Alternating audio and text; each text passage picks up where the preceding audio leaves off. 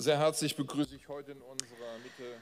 Ladies and gentlemen, I'd like to welcome Ms. Obermayer, the president of the Obermayer Foundation, and her sons Joel and Henry. Welcome to Berlin.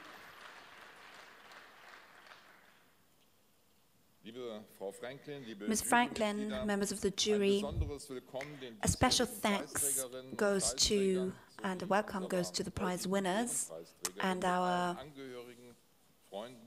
friend Ms. Friedlander, the winner of the Distinguished Service Award, and the mayor of Hamm, Sieg.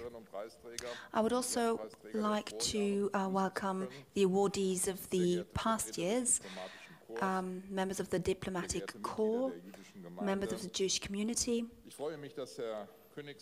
I'm very pleased indeed that Mr. Königshaus, the president of the German-Israeli Society, is here tonight. And on behalf of the Senate, I'd like to welcome Dr. Behrendt, the Senator for Justice. Deputy Speaker Ms. Seidel, members of the Bundestag of the Berlin House of Representatives, city elders, guests from abroad and from Germany. Awardees, once again, welcome to Berlin. I'm delighted to have you as our guest tonight at the Berlin House of Representatives. For our city, your visit is an honor. You've made an outstanding contribution to preserving the memory of our Jewish past. And today you are bringing these stories to our parliament. This is a great enrichment. Today I would like to start my speech by looking back on a historic letter, a letter that decreed the suspension of humanity in Germany. In the night of November 9th to November 10th, 1938, Reinhard Heydrich, chief of the Reich Security Main Office, issued an order on the proceedings of the Kristallnacht, the night of broken glass, and I quote, "Whatever actions occurred should not endanger German life or property." The telegram reads, which was sent to the Gestapo and the SD officers that night. And then, in commercial streets, particular care is to be taken that non-Jewish businesses are completely protected against, unquote. Ladies and gentlemen, this year is a special one in the commemorations of Kristallnacht. November 2018 marks the 80th anniversary of the moment when the Nazis showed their true colors. Synagogues burned, Jewish businesses were destroyed, people deported and murdered. And as we learned from the letter by Heydrich, these actions were executed on an official order. That night was the official authorization of a genocide. That night, if not even before, anti-Semitism and murder became the official doctrine.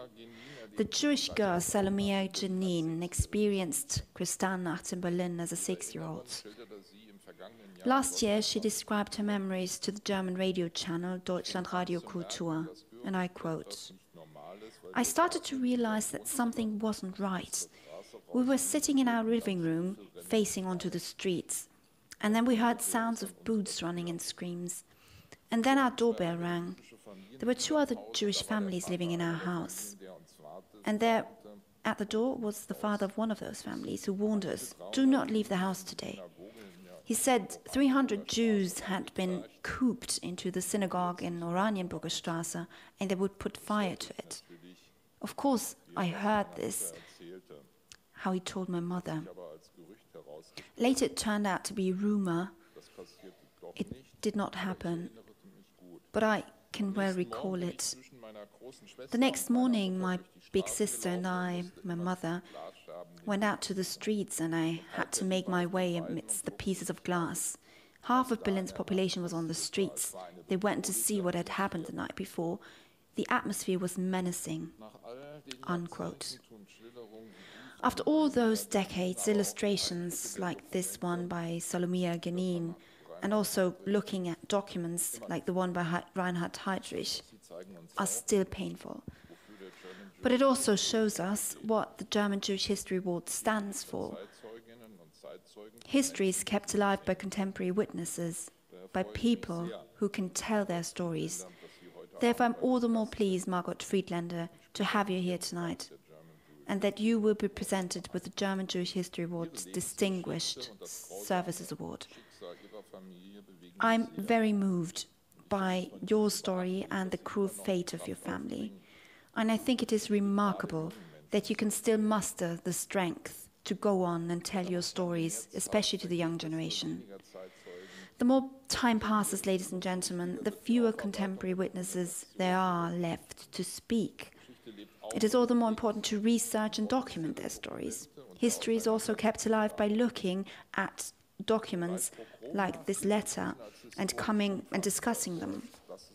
Today, Kristallnacht, today a vast amount of research has been done on Kristallnacht, but this is not the case for all events surrounding the Holocaust and all facets of Jewish life in Germany. And this is where you, awardees, come into play. You've established your very own personal access to history, and you found ways to present the knowledge you acquired. You have asked questions.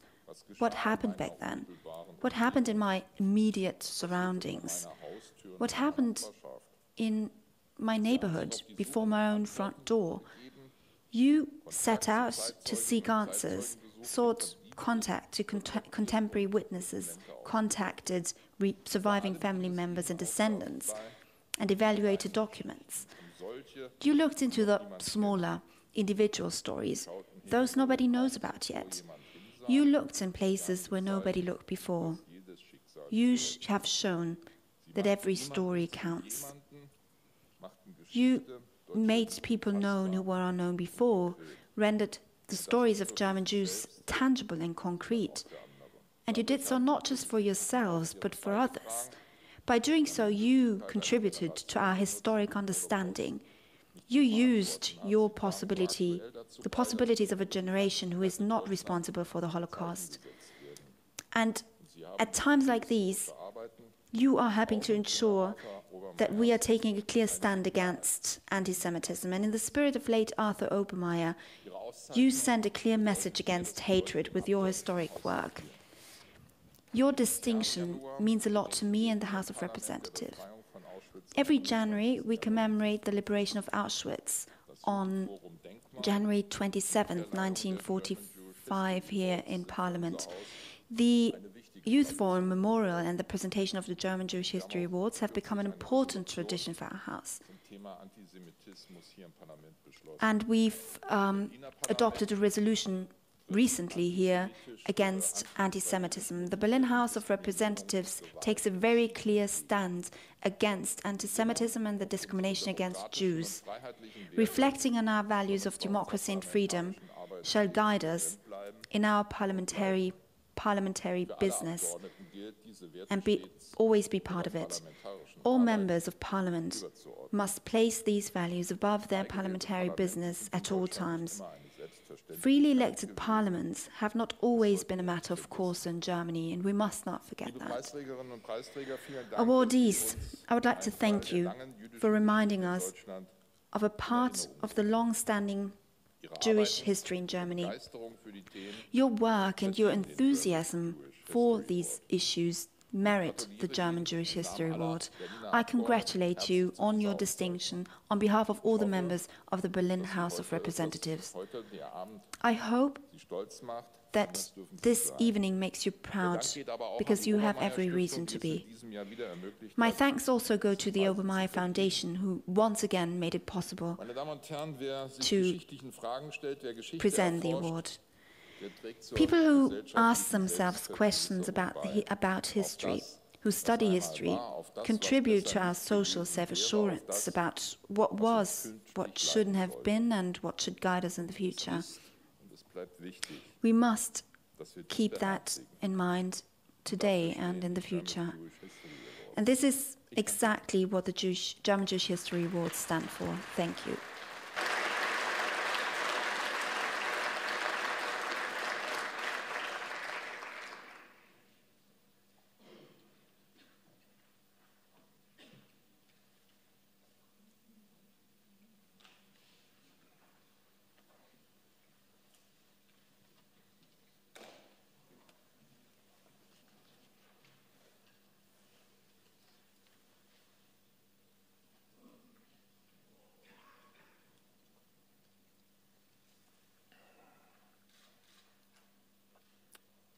Two years ago, only days after the death of my father, Arthur, the founder of this award, I spoke here. A couple days ago, I imagined asking him what I should say today. He reminded me that the most important thing is to honor the people doing the work, the people receiving the award today. Today, I want to thank this year's awardees for what they've done, for what you are still doing.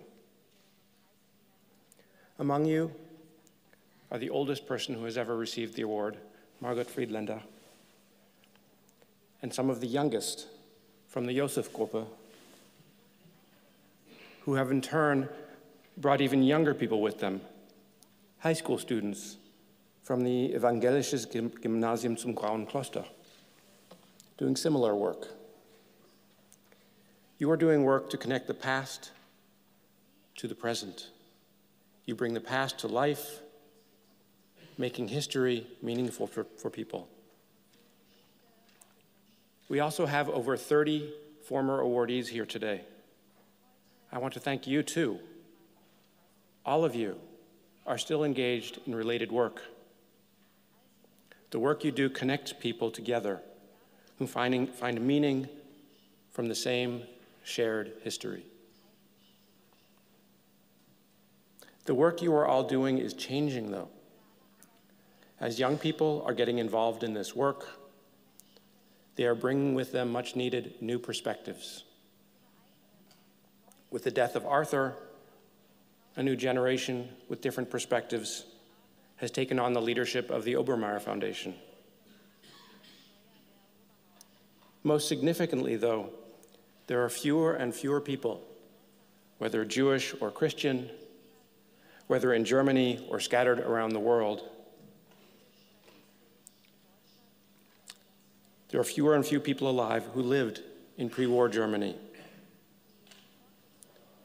These are the people who can best tell the stories, and they're not here, or very few of them are left. Children have no one remaining in their families sometimes who remember anything about that era. Because of all this, the Obermayer Foundation is trying new things. Yesterday, we gathered close to half of all living awardees to meet, to talk together for the first time, with a focus on how to build for the future. We had a small meeting also for the first time, including most of the officers of the Obermayer Foundation and the jury of the award, also to talk about the future. While there were many specifics, there was one theme that was not discussed very much, but was in the background of many conversations. Immigrants, immigration. How do we connect the story of Jewish people to the story of immigrants into Germany today? The work being done could only happen because Jewish people, those who survived, were driven from their homes. Jews became migrants, needing to find new homes, and eventually take on new national identities. This isn't really new. Jewish identity and culture are rooted in stories of migration, whether ancient stories from the Bible or recent history in this case.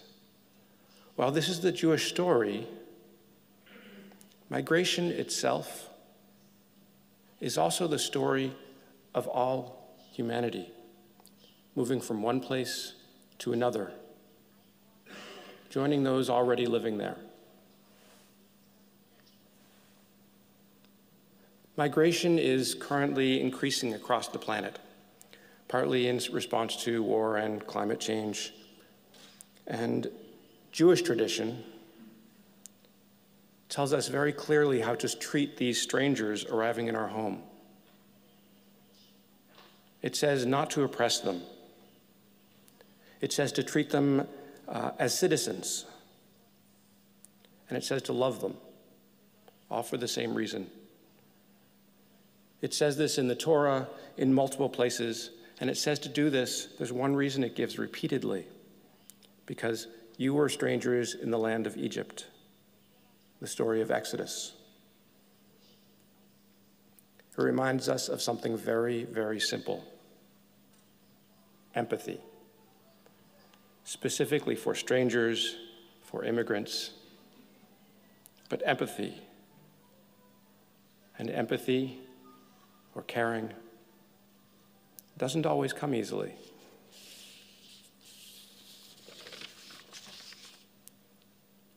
You here who are receiving the award, you are the ones who know how to connect people, help people in your region find personal connections to local history. You know what makes it matter to people. You know what makes them care. You're the ones learning how to make this history meaningful and how to apply it to the challenges of today. Ich danke Ihnen für was Sie machen.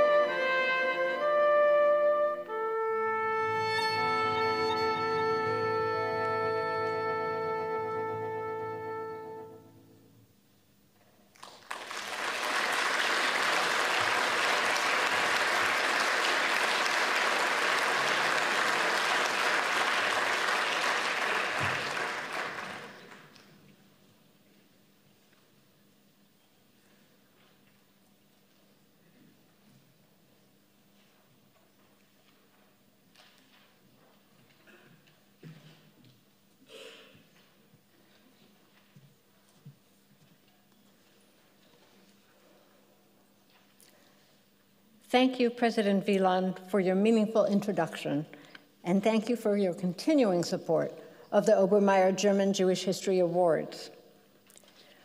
When the restored synagogue of Niederzitzen opened in March 2012, with many descendants of the former Jewish community in attendance, the town's mayor, Richard Kuhler, addressed those at the ceremony with regard to bringing the project to life and the work of our awardee, Brunhilde Stürmer, and her colleagues. He said, "Some just hoped, only a few believed. A large number of people thought the hopers and believers were crazy. But the village council trusted the idea, and the result proves them correct. And it is a pleasure to all of us." Those poetic words are a tribute to Mrs. Stürmer, and all surely can be applied to our awardees tonight. Little could Arthur Obermayer have known in the year 2000, when the awards were established, that his dedication to bring honor to individuals who have raised awareness of a once vibrant Jewish history and culture in their communities would have such a profound impact on the lives of so many. We remember Arthur with respect and with great fondness. Tonight marks the 18th year of the awards and the 5th year we are presenting Distinguished Service Awards. There could be no greater tribute to Arthur than the extraordinary passion with which his family has invoked to continue and enrich so many aspects of the program this year. We thank Dr. Judith Obermayer, Arthur's wife, and president of the Obermayer Foundation, sons Joel and Hank, and daughter Marjorie Raven. Among the new initiatives this year, we have begun an extensive strategic planning process involving the foundation, jury, awardees, and co-sponsors.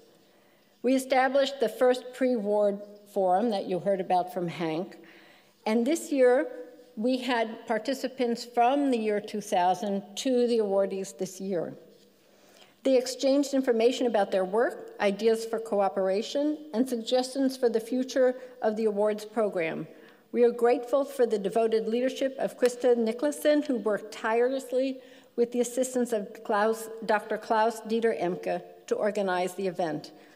I would now ask that all of the awardees from every year present tonight stand to be recognized. Would all of the awardees please rise? Everyone, please stand. And up in the balcony, too.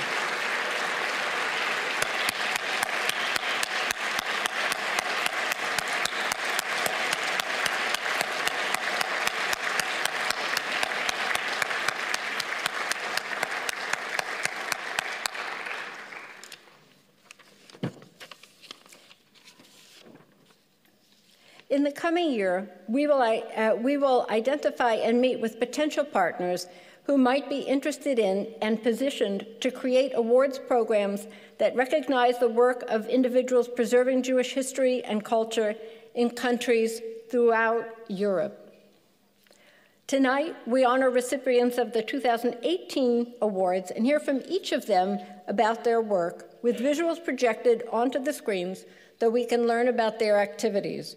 But first, we acknowledge with the expert support of the protocol office here, headed by Karen Brandis and Sabina Hahn. Where are you? Could you rise to be acknowledged? Karen, please. Sabina? Thank you. And we thank the jury who reviewed the nominations, and I ask you all to rise when I announce your names, but please do not applaud until the end of the announcement. Of course, we acknowledge President Wieland and also the following jurors. In addition, they are Hank Obermayer, who represents the family, Arthur's son, also Dr. Sarah Nahama, the executive founding director of Berlin branch of Touro College, who played a seminal role in the original implementation of the awards. Dr. Frank Mecklenburg, the chief archivist and director of research at the Leo Baeck Institute, and Dr. Hanno Löwe, director of the Jewish Museum in Hohenems, Austria, and immediate past president of the Association of European Jewish Museums. Thank you.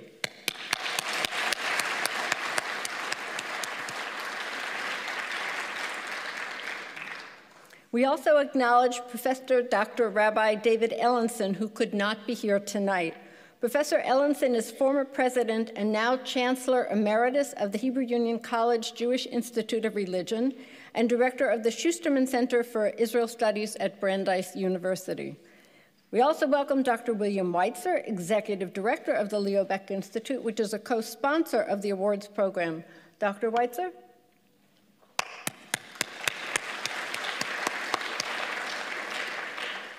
The other co-sponsor of the award, in addition to the Berlin Parliament, is JURSIG, an online genealogy organization that's part of Jewish Gen. And the JURSIG discussion group is the main source of information for potential nominators of the award and also gives the awardees a platform to discuss their work.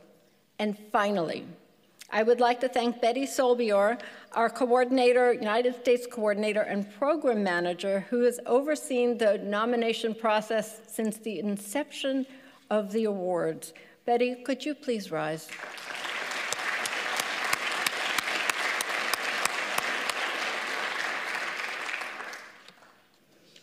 And now we have the presentation of the awards. President Wieland, I think. Do we have something else first? No? Yes? Something more first? There's something first?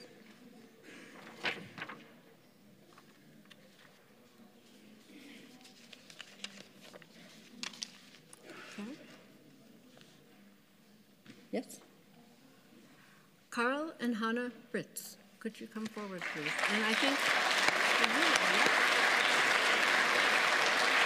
so you come forward. Yes, and do it.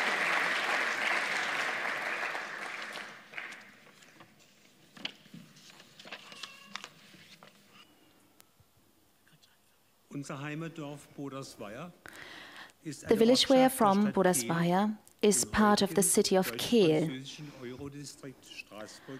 part of the German-French Eurodistrict of Strasbourg. We come from a relatively small village, and most of the services here are voluntary services, and that is also true for our work. The Jews of Obermayer were typical representatives of what we call rural Jewish life. This is the rather humble synagogue of the Jewish community, with a separate building with the mikveh. At first, the Jewish citizens were second-class citizens with limited rights. They typically made their living by trading with goods required by the rural population. And usually they were also active in the itinerant trade. The share of Jews in the total population of our village, around 1875, stood at about 10%, which meant that for a long time, one of the three village teachers would be a Jewish teacher. After the Jews were given the same rights, many Jews went to the biggest cities, for example, to Kiel, but also to Karlsruhe or Mannheim. In 1983, the town council of Obermayer decided to publish the village history. And I was aware of the fact that we could not write down the history of our village without also including the history of the Jewish community.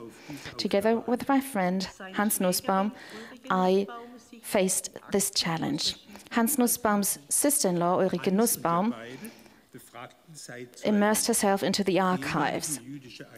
Hans and I interviewed witnesses of that time, Jewish inhabitants, many of them today abroad, and villagers. In 1984, the Village Chronicles were published. For the first time, people could read up on the history of the Jewish community.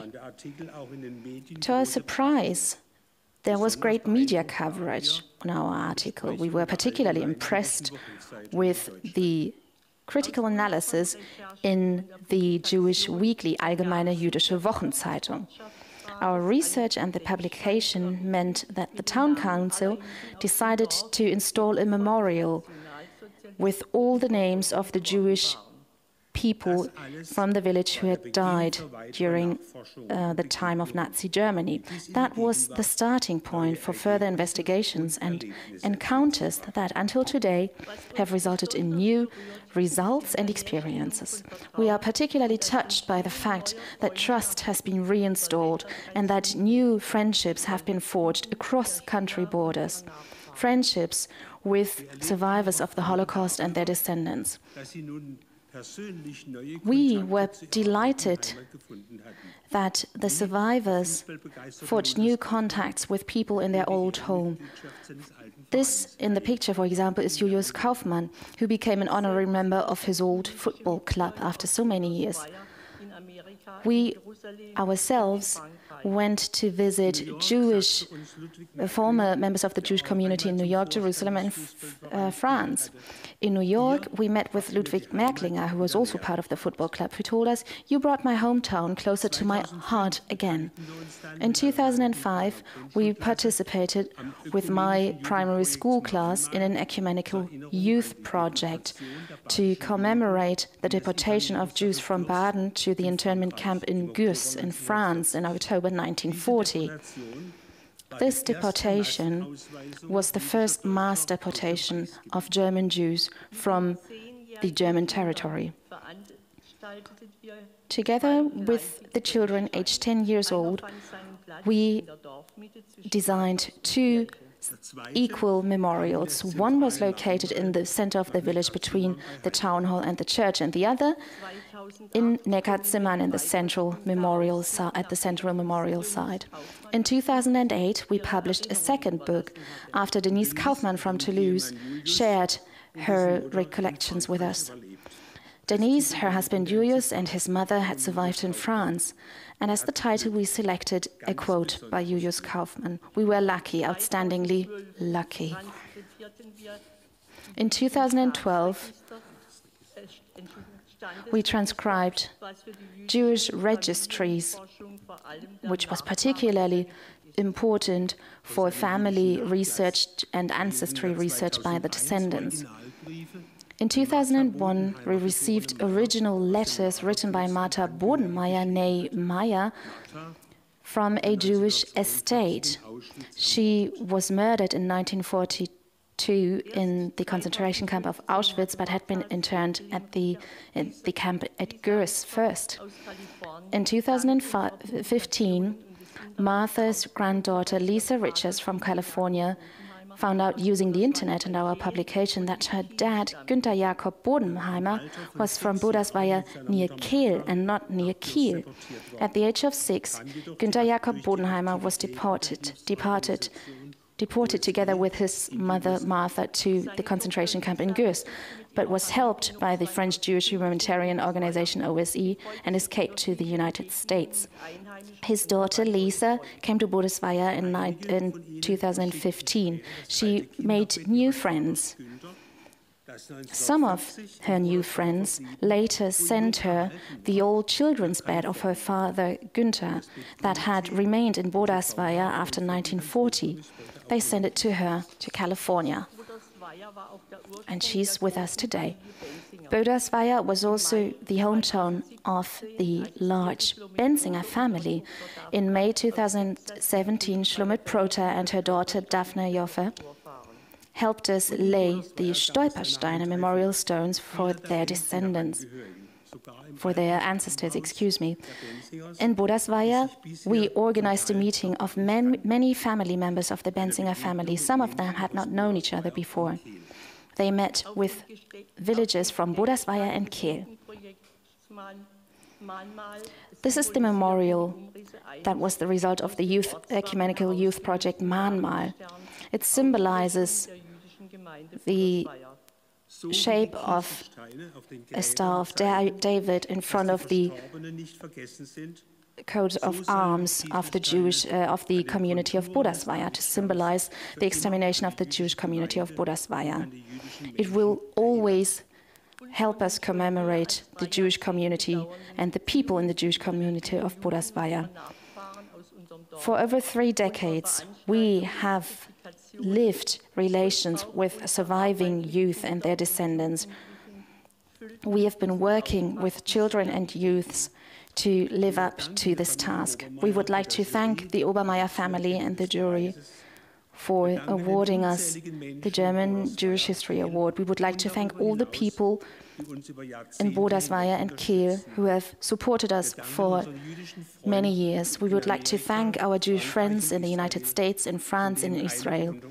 Some of them are here with us today. We would like to thank you for your trust and for this sign of your recognition and friendship. Thank you for nominating us for this award.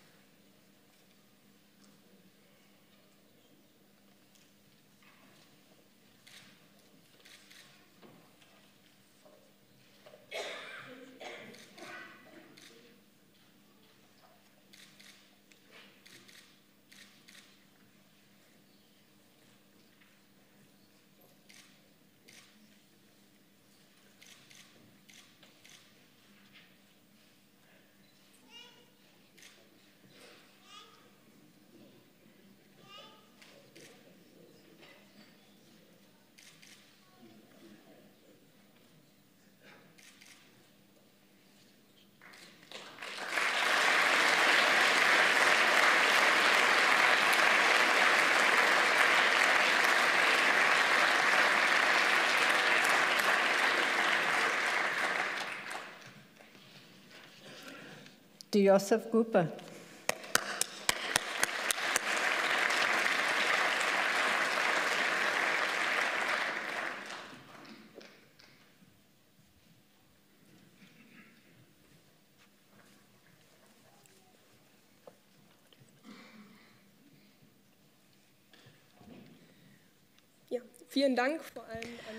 Thank you very much, above all, to the family Obermayer and the jury. We're very grateful indeed to be here tonight. My name is Pia Sösemann. I'm one member of the so-called Joseph Group. Dorothea Ludwig, Fabian Herbst, Simon Warnach and Simon Strauss are also members, and Albrecht Hoppe, our patron, so to speak. Our project goes back to the year 2004.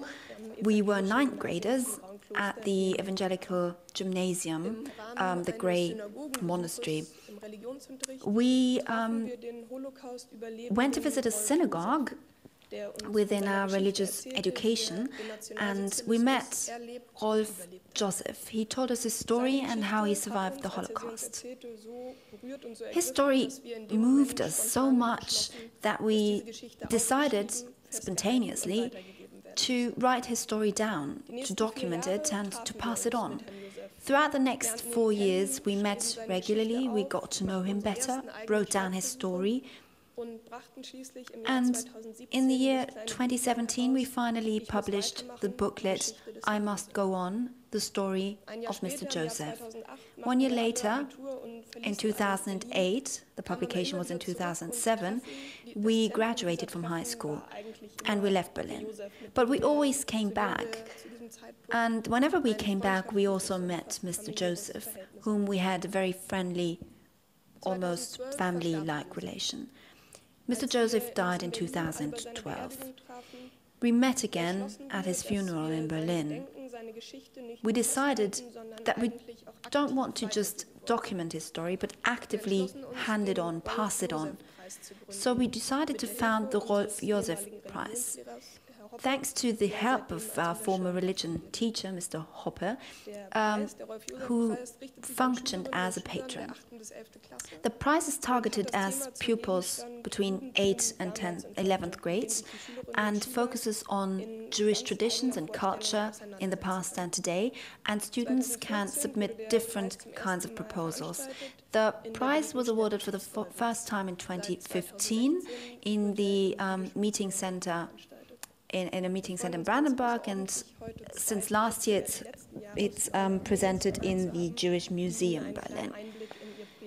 And we will now hear about the two projects of the last 2 years.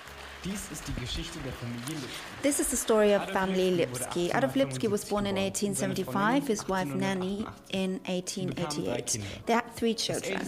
The oldest child, Helmut, was born in 1911. His sister, Tova, was born in 1940. She later changed her name to Sila. Gerda, the youngest child, was born in 1990. The family lived in Toruń, a small city in today's Poland. They owned a very large estate there because they were very wealthy. They even had a housemaid. They earned their money with a sawmill. They were an Orthodox Jewish family. The father, Adolf, fought during World War I for the German army. He was wounded by a grenade. This left him deaf on one ear for the rest of his life. After World War I, Germany had to give the city Toruń back to Poland. For a short period of time, it wasn't clear what would happen. The family faced the decision whether they wanted to remain in Poland or emigrate to Germany. For Adolf and Nanny, there was not a doubt. They left everything behind and moved to Berlin with their children. When they arrived in Berlin, they lived in poverty. Because of the housing shortage, the family had to split up and live in separate flats. Only 2.5 years later, they were able to be rejoined and move together into one small flat. After Tova had finished primary school, she went to a commercial college. She was unable, however, to graduate because of the Nuremberg laws had come into effect. Later, Tova joined a Zionist movement in Leipzig, where she had moved. This enabled her to emigrate to Israel in 1933. She did so against the will of her parents. Because he had served in World War I for Germany, Adolf felt German and didn't want to leave the country. It was also not an option because of his strict faith. But then Adolf, Nanny, Helmut and Gerda were brought to the Warsaw Ghetto. Gerda managed to flee to the Netherlands, but when German forces occupied the country, she was handed over to the Nazis and brought to the extermination camp Treblinka. Adolf fell ill at the Warsaw Ghetto and died. Nanny was brought to Treblinka and murdered. Helmut was deported to Auschwitz and killed there.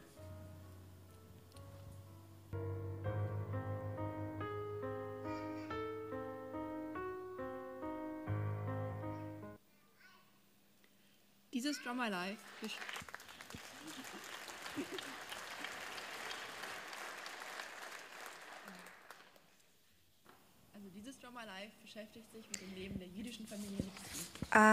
This Draw My Life looks into the life of the Jewish family Lipsi during the times of Nazi Germany.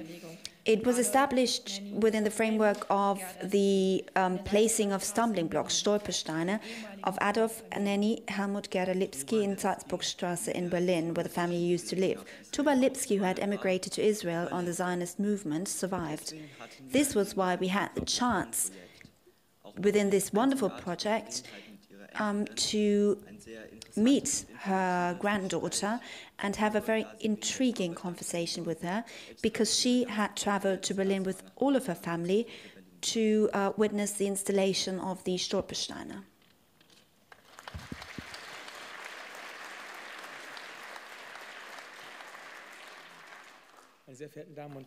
Ladies and gentlemen, members of the family Obermayer, Margot Friedlander, there's a children's book that I'm very fond of and that I read regularly in Defiance and when I need consolation. It's called Matti and His Grandfather. It's about a grandfather who is dying and a grandson who stands at his deathbed, and he recalls the many walks along a riverbed and the many things he had learned from him on their joint walks. In his imagination, they have one more walk, and Matti is so carried away by the story his grandfather tells that his grandfather gets smaller and smaller, but he doesn't notice, and suddenly he disappears. The grandfather dies, everybody cries, but only Matti has a smile on his face, because he knows he will never lose him.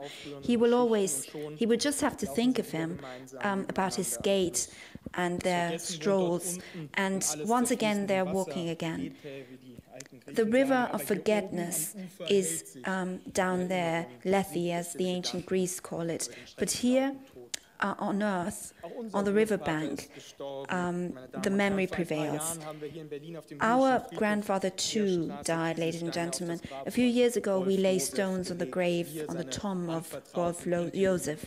We, his grandchildren in spirit, we, the Rolf Josef group, who formed, united to carry on his story and to learn from it, to teach others about it, and to protect ourselves against frivolous speech about the most dreadful thing, the decreed murder, the extermination of an entire part of humanity.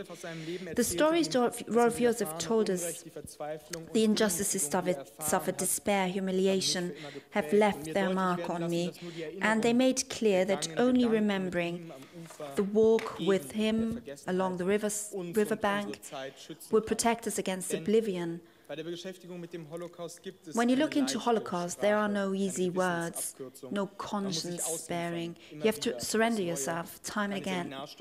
No lesson, no class, no Hollywood production will ever give us the feeling to have dealt with the topic sufficiently. And if you have known somebody well, like Rolf Josef, you know that there's much more to tell. There are many more fates in Germany that are still waiting to be uncovered. Therefore, we want to present Rolf Josef to the next generation, make them their great-grandchildren in a way. The school competition we founded, and which is for the first time this year carried out in cooperation with the Frankfurter Allgemeine Zeitung daily newspaper, looks into Jewish life. We are looking forward to contributions of all kinds, documentaries, dances, interviews with contemporary witnesses. They have to fulfill only one criteria: to be honest. And Mr. Joseph should have liked them. The submissions, the proposals will be printed in the FAZ, the paper, or shown on their website. We hope that many schools learn about our prize, that there will be many committed teachers who motivate their pupils, and that in June we'll have a wide range of submitted proposals, stories that are waiting to be told. Ladies and gentlemen, those who live on in our memories will never die. Mr. Joseph is alive for us. He's a compass. He points into the right direction for us. He saves us from inertia, from thoughtlessness, from ignorance. With him, we take a walk along the bank of the river, and we're happy about company. Thanks to the award we will be presented today, we will have an increased number of people who join us along our walk. Many thanks.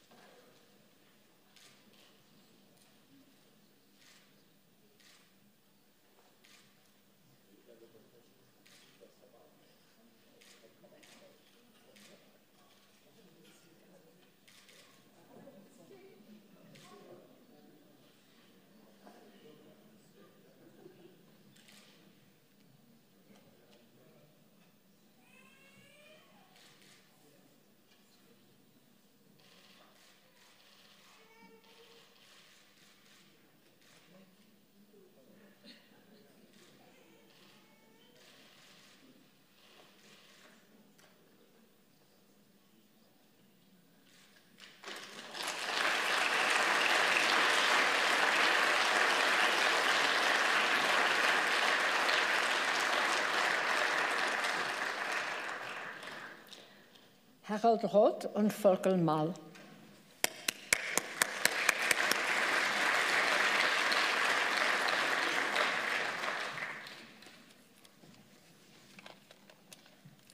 Guten Abend. Good evening, ladies and gentlemen.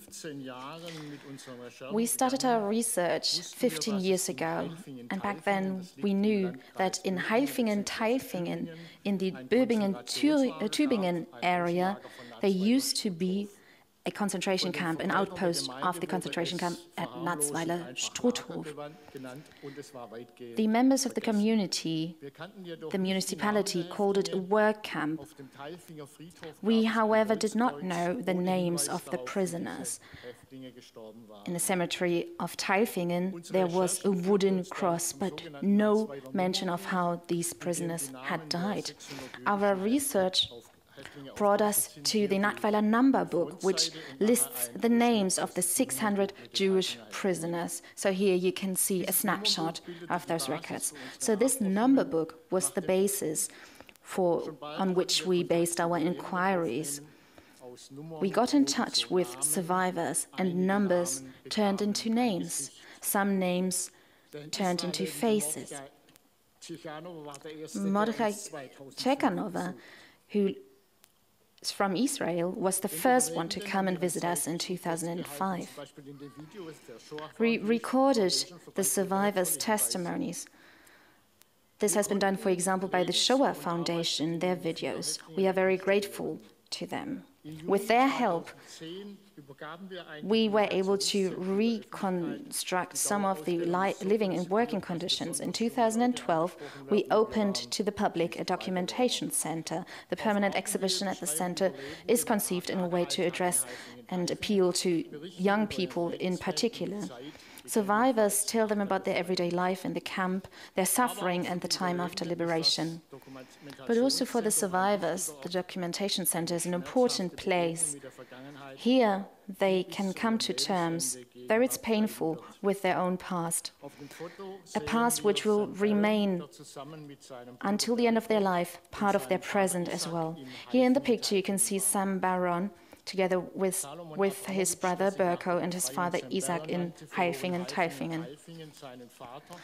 Salomon Abramowitz, who called himself Sam Baron after the liberation, lost his dad at the camp.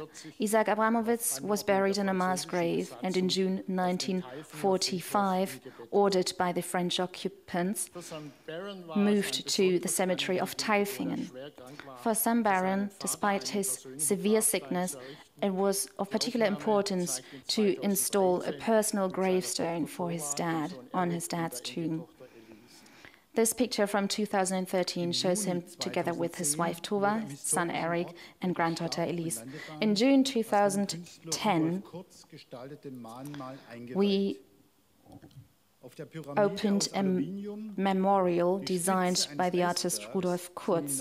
It's a pyramid made from aluminium, the tip of the iceberg, and engraved in it are the names of the 601 Jewish prisoners.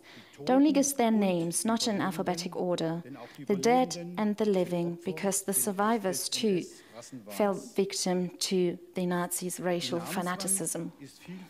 The wall with the name inscriptions is, in many cases, the only place where the name of a family member is actually written down. Here in the picture you can see Tova Baron.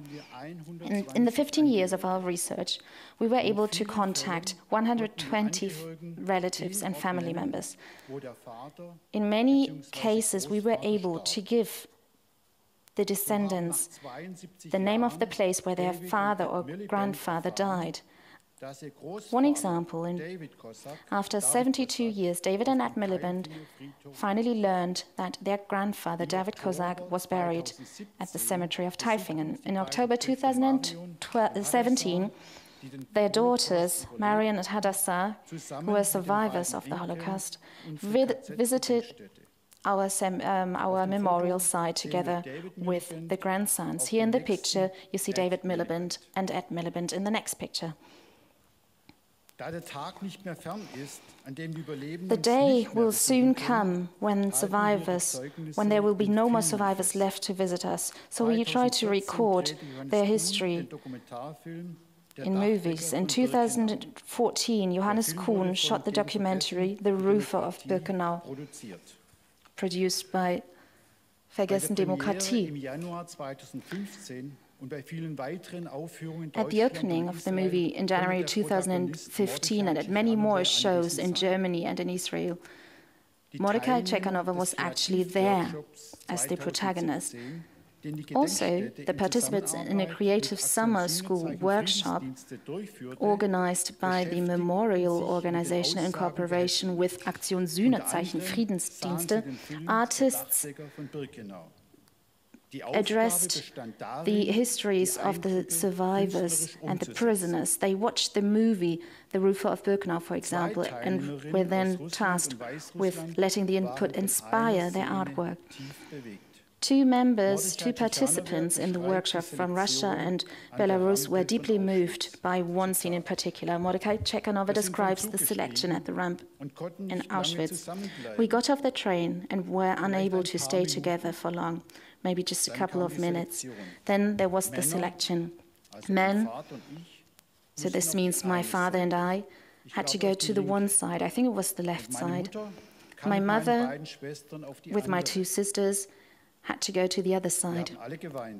We were all crying, but we had to keep going. We weren't allowed to stop. And as I left with my father, I kept turning around to see my mother just this once more, and my little sisters. This is how we left and disappeared. Saying goodbye and being departed from my mother and my sisters was the worst moment of my life. It broke me. It really broke me. Being separated from the own mother and sisters is what Maria Chupina and Ksenia Bislukova turned into stone here. Their sculptures can now be seen on the runway at the former camp. Trees and grass now cover the tarmac, and we are continuing our work to uncover the history of the concentration camp outpost. With projects such as this youth camp, we want to ensure that the concentration camp memorial at Tailfingen will remain to be a living place of commemoration also in the future. We would like to thank the Obermayer Foundation, the family, the Berlin House of Representatives, and all the organizers of this event. We would like to thank all the supporters, the nominators, and in particular Helmut Gabeli, who cannot be here with us today. He's severely ill, and we would like to say hello to him at this point. 5 family members of former concentration camp prisoners from various countries are here today. Thank you for being here. Susan from the Netherlands, Maya from Frankfurt, Jean-Claude Benadou from France, and Stephen Tenenbaum from Newton. Thank you very much for your attention.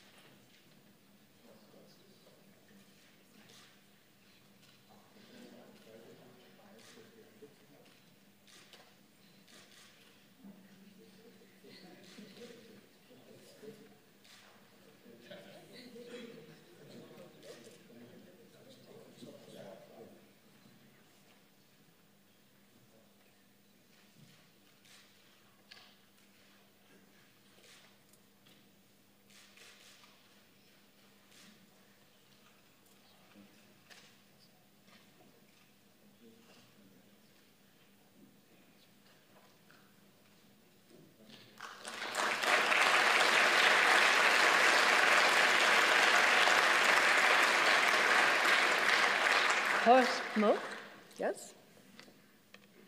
Bitte? Yes? Horst Moog, yeah? Bitte? I'm sorry? I'm talking from Mr. Moog. Okay. Sehr verehrte Jurymitglieder, Members of the jury, Obermayer family, Mr. Moog, guests, my name is Daniela Tobias, and I'm speaking today on behalf of the families who nominated Mr. Moog for the Obermayer Award. Jewish families and former Jewish families who used to live in Hamm at the Sieg, and to whom Horst Moog has given back part of their history, part of their dignity. Until November 10th, 1938, there were 3 places of worship in Hamm: an evangelical church, a Catholic church, and a big synagogue. When the synagogue was inaugurated in 1894, 100 Jews lived in Hamm, amounting to 7.5% of the population. In the night of November 9th to 10th, 1938, fire was set to the synagogue and it was destroyed. Fellow Jewish citizens were attacked and displaced, ousted. Horst Muck was almost 4 years old when he stood there holding his mother's hand and witnessed how the roof of the synagogue collapsed. His father, who worked for the German railways, told him a few years later that he was hindered at gunpoint to give Jews who were thirsty in the train wagon water. He was hindered from telling this story.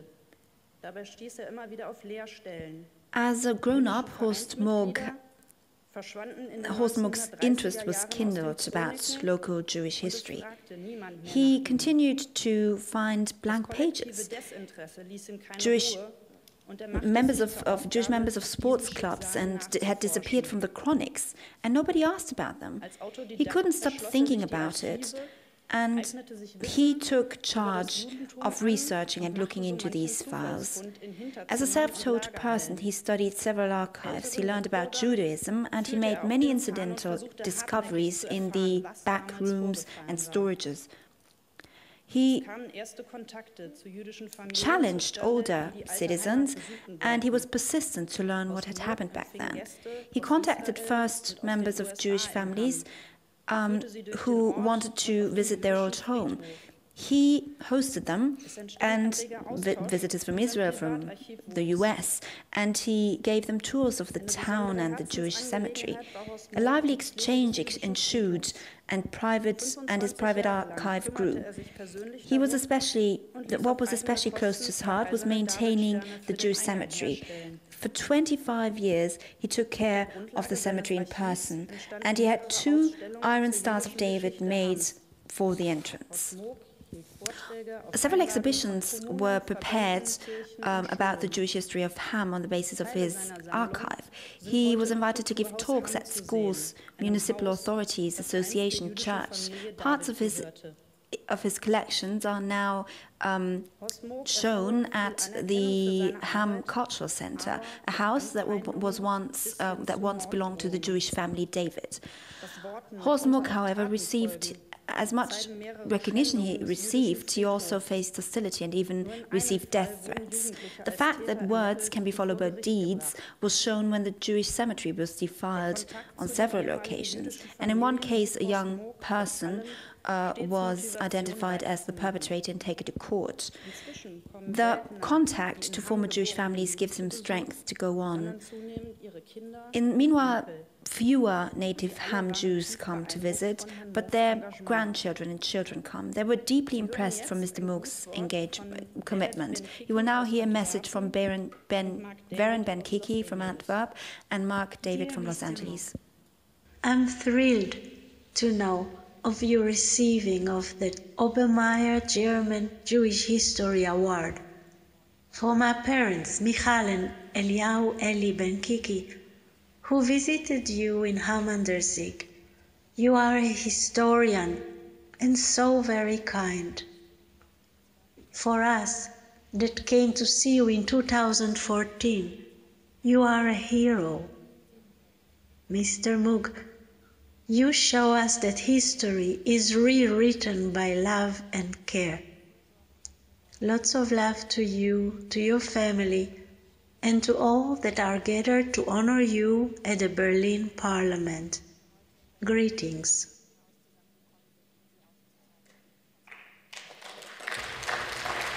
To Mr. Moog and honored guests gathered today, Mr. Moog, thank you. I speak on behalf of my father, Fred David, and my sisters, Debbie and Karen. Mr. Moog, when you and my father were children, you were both witnesses to the burning and destruction of the synagogue of Hamm an der Sieg on Kristallnacht. Soon after that event, my father and his immediate family were fortunate to leave Germany for the United States, although many of their relatives were unable to escape and were ultimately murdered by the Nazis. Years later, you studied the history of the Jewish community of Ham, and you reached out to former residents such as my father. When we visited Ham in 2014, and you and my father met face to face for the first time, it was like a reunion of old friends. You had been corresponding for years. You showed us a letter that my father had written to you years earlier, in which he described in detail his recollections of living through Kristallnacht as a 12-year-old boy. This was in a notebook filled with other correspondence, photos, and documents. And this was just one of many notebooks in your vast archive on the history of the Jewish community of Ham. It was for this reason that we and many others nominated you for the German Jewish History Award, an honor you so richly deserve. Mr. Moog, we thank you for all you have done. Congratulations on your achievements and on the recognition that you've been given here today. And we also thank the Obermayer Foundation for this important award recognizing people such as Mr. Moog. Thank you.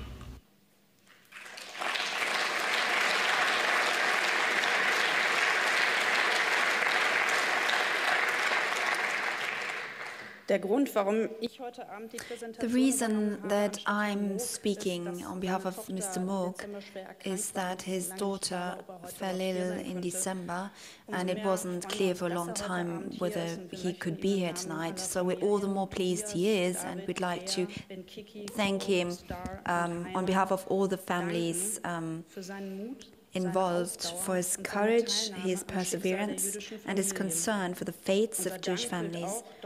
Our thanks also go to Dr. Claudia Maria Arndt from the Landjugend and der Sieg Memorial in Windeck, Orsbach, and Pastor Holger Banze, who supported us in the nomination. For the acknowledgement of the lifetime achievement of Mr. Moog and for their outstanding hospitality during these days. Thank you und vielen Dank für Ihre Aufmerksamkeit. Thank you very much for your attention.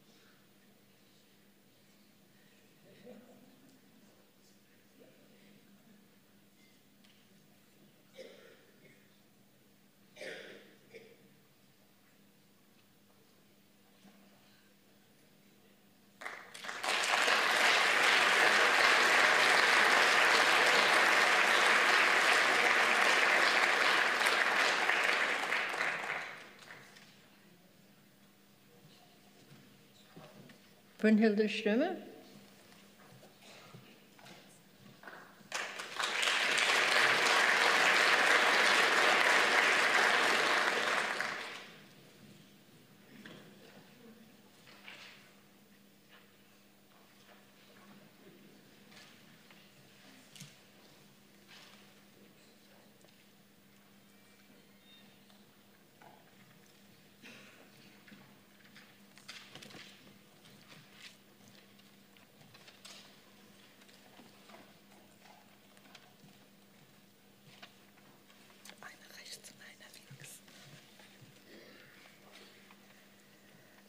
Sehr geehrte Damen und Herren, Ladies and gentlemen, Familie Obermayer, members of the Obermayer family, members of the jury. It is an immense honor for me to be presented with the Obermayer Award here today. I am delighted to see that so many members, family members of former members of the Jewish community of Niederzissen are here today, representing the families Berger and Friesen. I am particularly grateful to Mr. Richard Berger, the late Mr. Richard Berger, who died in 1984. His kind answer to my letter in 1979 prompted me and encouraged me to research the history and the past of the Jewish families of Niederzissen. After his death, his sister Carrie became my contact and, as I can say today, a friend of many years. She died last year, aged 101 years. Carrie was able to tell me a lot about what the place we were both born in looked like in earlier times. Their children, Carrie's and Richard's children, Harvey and Evelyn, are here today. I am particularly grateful to Evelyn and her husband David because they took the initiative to nominate me for this award. I would also like to thank my co-author, Brigitte Decker, and also Gerd Fried, who is a supporter of many years. He also helped me author my book about the Jewish cemetery of Niederzissen. I would like to thank also the other members of the Cultural and Local Heritage Society of Niederzissen and the Society of Friends of the Former Synagogue. They sponsored the book, and my particular thanks goes to my partner who's been supporting me all those years. Thank you all very, very much.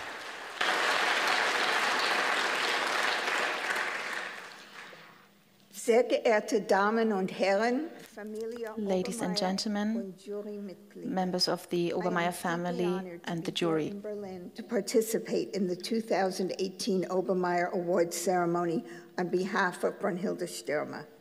When my husband David and I learned about the Obermayer Award, we immediately knew in our hearts that Brunhilde should receive this award for all the work she has done with respect to the former Jewish community of Niederzissen and the surrounding area.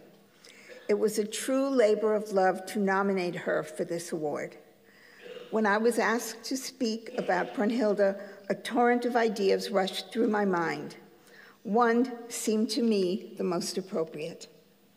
In a Jewish home, a man recites the following poem from the book of Proverbs to his wife on Friday night as they usher in the Sabbath. Eshet chayil mi yimtza, v'rachok mipninim mircha. It means a woman of valor, who can find?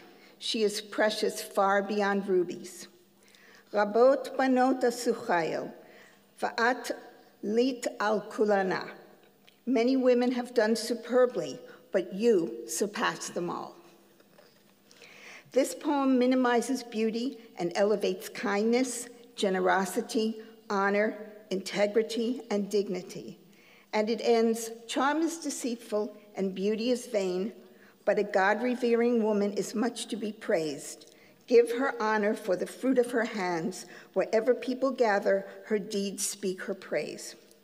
My mother, Caroline Berger-Levin, the last surviving Jewish resident of Niederzissen at 101, would be so proud today that this moment has come to pass. In her honor and memory, I say thank you, Brunhilde, for keeping alive the flame of memory of the Jewish community of Niederzissen and the surrounding area. Meine Mutter, Caroline Berger-Levin, die letzte Jüdische von Niederzissen, wäre heute so stolz, dass dieser Moment gekommen ist. My mother, the last surviving Jew of Niederzissen, would be so proud of Brunhilde Stürmer here today. I would like to thank Brunhilde Stürmer for keeping alive the commemoration of the Jewish community of Niederzissen. Thank you.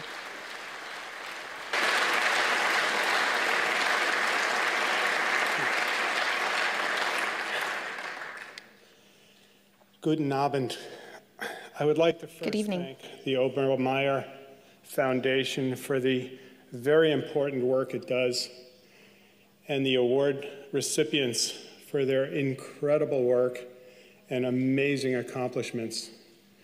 But I would especially like to express my undying love and appreciation to Brunhilde Stürmer for what she has done. She certainly deserves this award. While I have only been in Niedersachsen 4 times in my life, because of Brunhilde, I feel like ich bin eine Niedersachsener. 50 years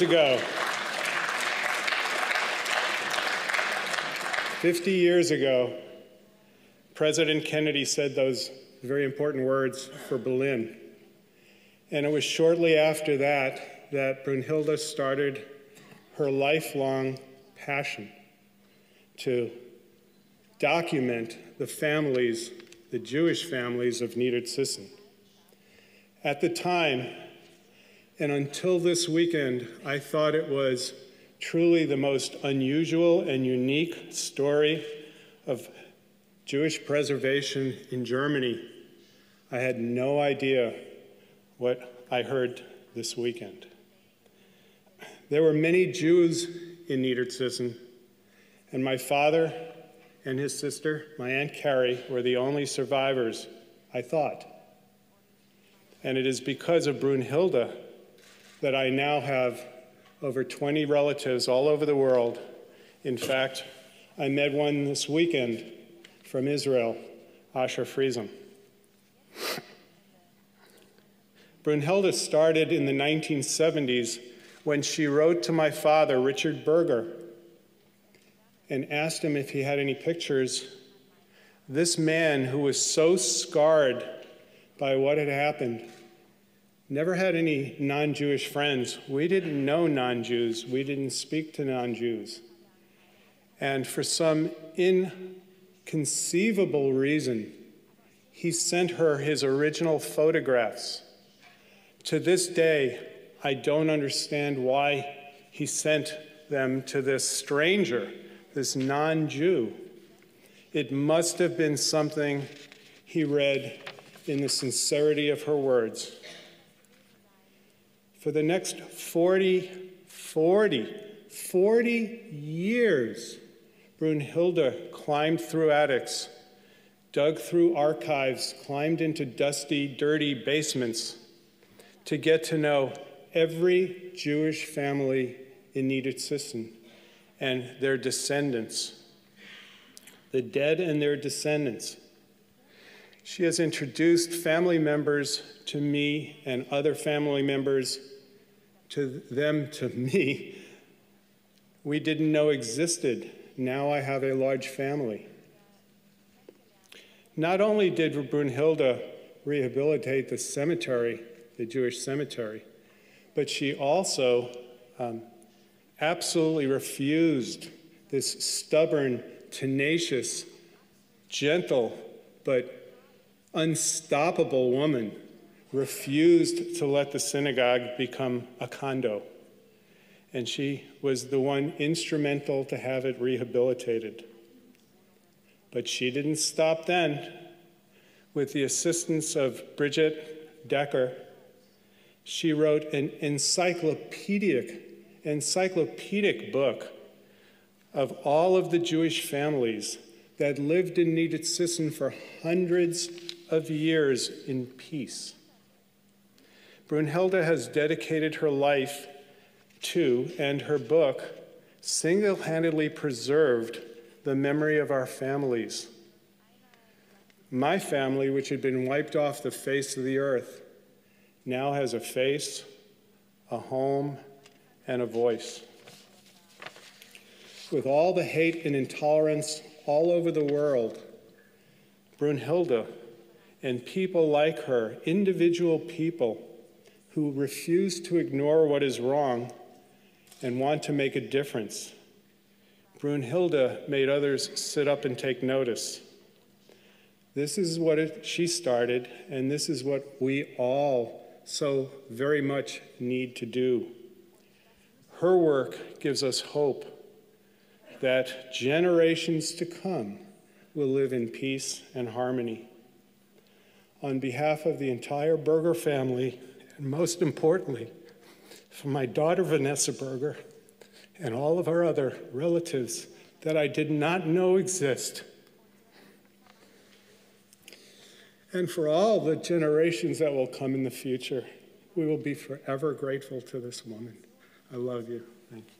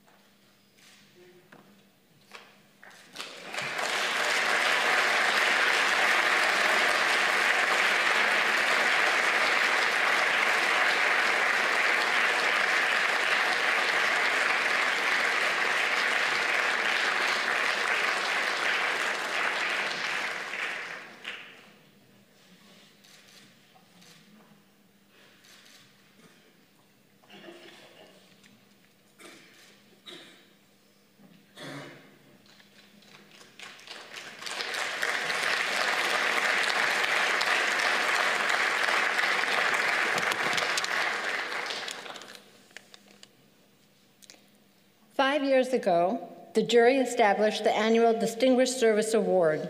This is a very special honor. We welcome to the podium Margot Bentheim-Friedlander to receive the award.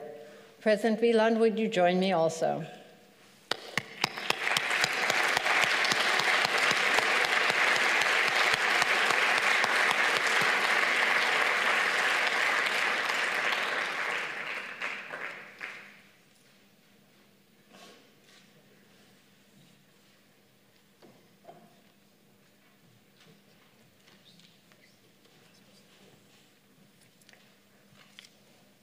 I would like to read the text of the award, and then I believe you have some words to read to us. Yes? Thank you. In recognition of your indomitable spirit and your dedication to youth, inspiring the next generations to be witnesses in remembrance of the Holocaust, you have fulfilled your mother's dying wish to make something of your life. Thank you very much. You're very welcome. Yeah.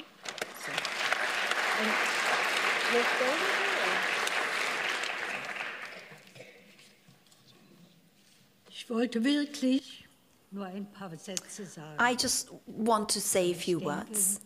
Dass Sie doch vielleicht etwas mehr von mir hören wollen. But I think maybe you want to hear a bit more from me.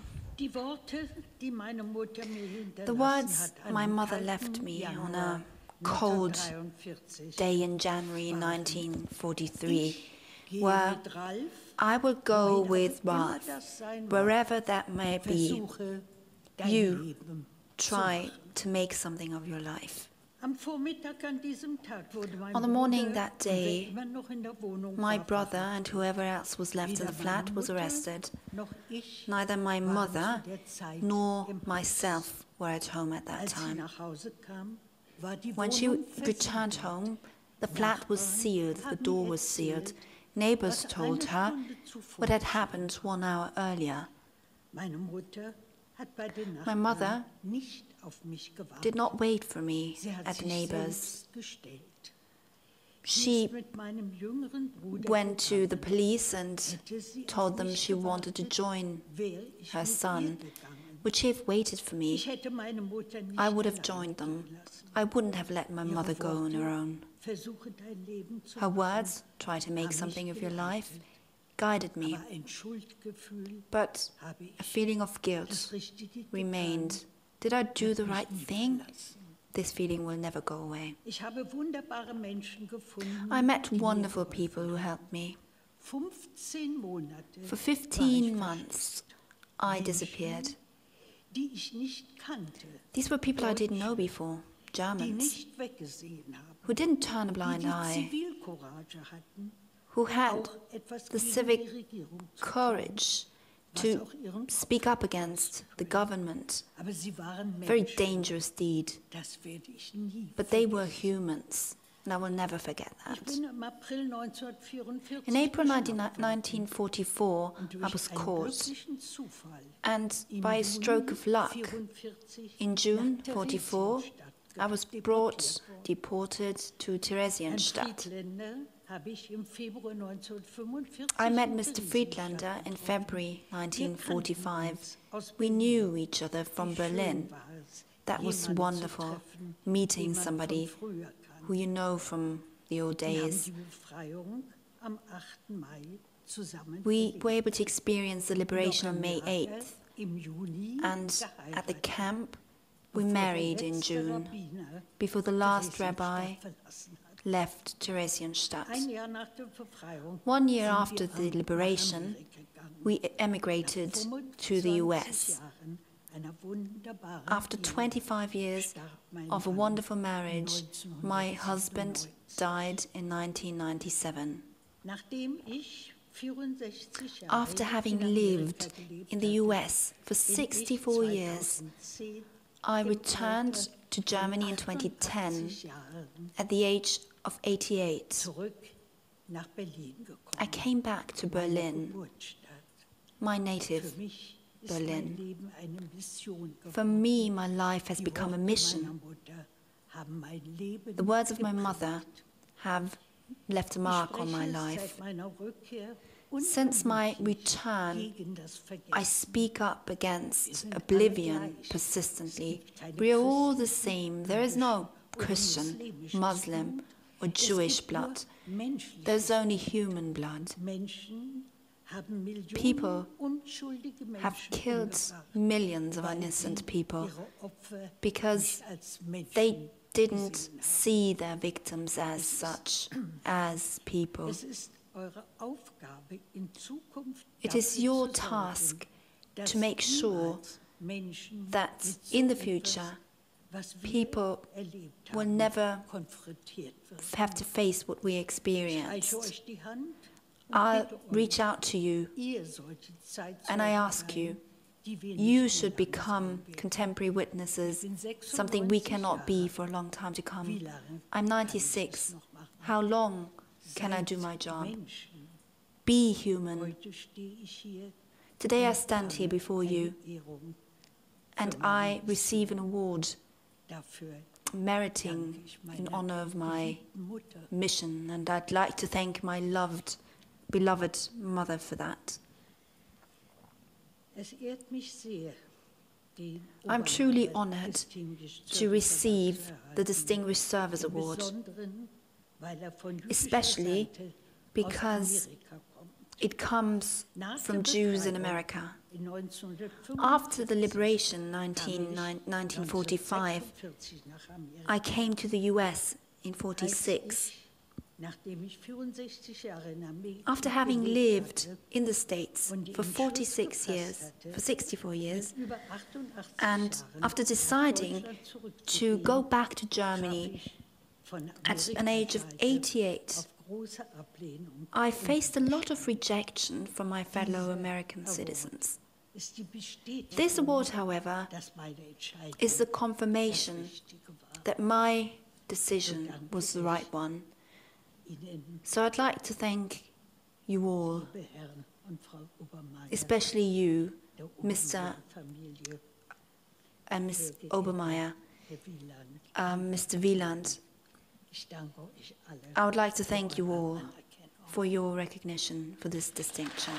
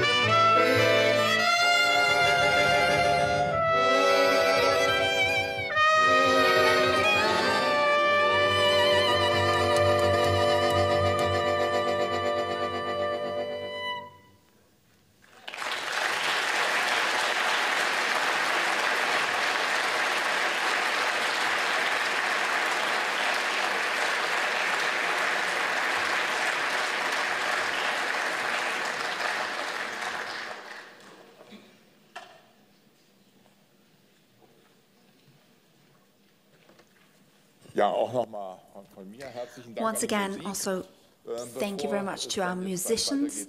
Before we proceed to the reception at the casino, I'd like to first of all thank everybody involved.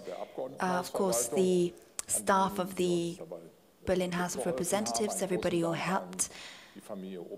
Big thanks to the Obermayer family, the award winners, and whom I'd like to ask to join me here up front for a group picture. Thank you all for coming, and I'd be pleased if we had the chance to talk later at the reception. Thank you.